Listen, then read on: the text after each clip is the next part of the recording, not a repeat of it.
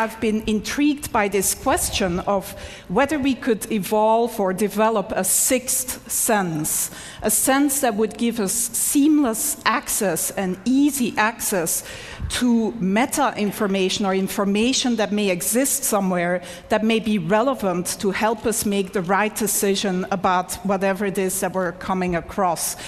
And some of you may argue, well, don't today's cell phones do that already? But I would say no.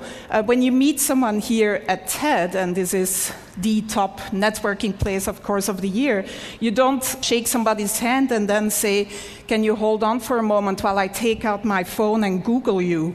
Or when you go to the supermarket and you're standing there in that huge aisle of different types of toilet papers, you don't take out your cell phone and open a browser and go to a website to try to decide which of these different toilet papers is the most ecologically responsible purchase to make.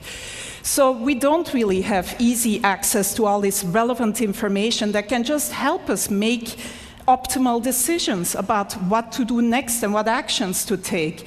And so my research group at the Media Lab has been developing a series of inventions to give us access to this information in a sort of easy way without requiring that the user changes any of their behavior.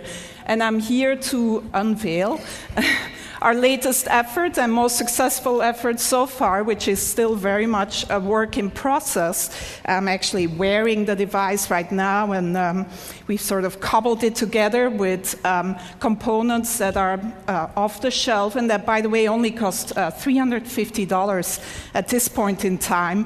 I'm wearing a camera, just a simple webcam, a portable battery-powered projection system with a little mirror. These components communicate to my cell phone in my pocket, which acts as the communication and computation device. And in the video here, we see my student Pranav Mistry, who's really the genius who's been implementing and designing this whole system. And we see how this system lets him walk up to any surface and start using his hands to interact with the information that is projected in front of him. The system tracks the 4 significant fingers. In this case, he's wearing simple marker caps that you may recognize. But if you want a more stylish version, you could also paint your nails in different colors. And the camera basically tracks these 4 fingers and recognizes any gestures that he's making, so he can just go to, for example, a map of Long Beach, zoom in and out, etc. The system also recognizes iconic gestures, such as the take a picture gesture, and then takes a picture of whatever is in front of you. And when he then walks back to the Media Lab, he can just go up to any wall and project all the pictures that he's taken, sort through them and organize them and resize them, etc. Again, using all natural gestures. So some of you most likely were here 2 years ago and saw the demo by Jeff Hahn, or some of you may think, well, doesn't this look like the Microsoft Surface table? And yes, you also interact using natural gestures, both hands, etc. But the difference here is that you can use any surface. You can walk up to any surface, including your hand, if nothing else is available, and interact with this projected data. The device is completely portable and can be...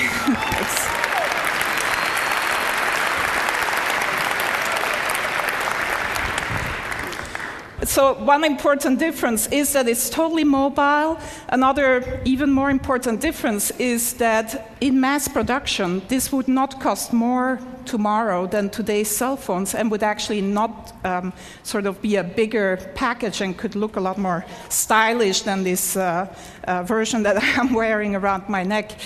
But other than letting some of you live out your fantasy of looking as cool as Tom Cruise in Minority Report, the reason why we're really excited about this device is that it really can act as one of these sixth sense devices that gives you relevant information about whatever is in front of you.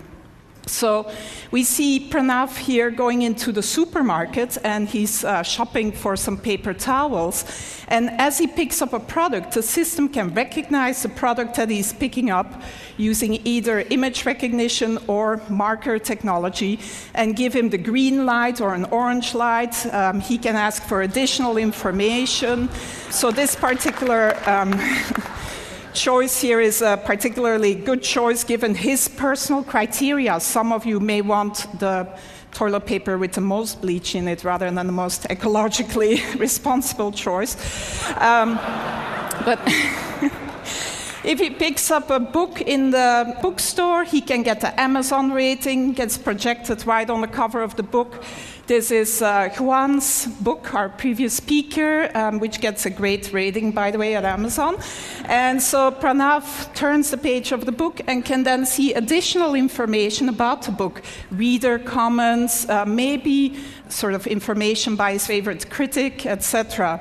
If he turns to a particular page, he finds an annotation by maybe an expert of a friend of ours that gives him a little bit of additional information about whatever is on that particular page. Reading the newspaper, it never has to be outdated. You can get video annotations of the events that you're reading about. You can get the latest sports scores, etc. This is a more controversial one. As you interact with someone at TED, maybe, you can see a word cloud of the tags, the words that are associated with that person in their blog and personal web pages. In this case, the student is interested in cameras, etc. On your way to the airport, if you pick up your boarding pass, it can tell you that your flight is delayed, that the gate has changed, etc. And if you need to know what the current time is, it's as simple as drawing a watch on your arm. So that's where we're at so far in developing this sixth sense that would give us seamless access to all this relevant information about the things that we may come across. My student Pranav, who's really, like I said, the genius behind this.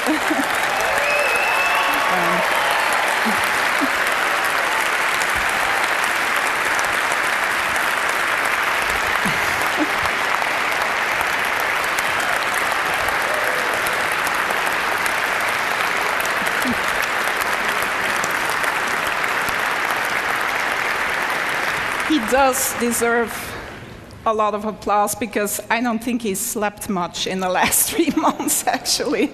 And his girlfriend is probably not very happy about him either.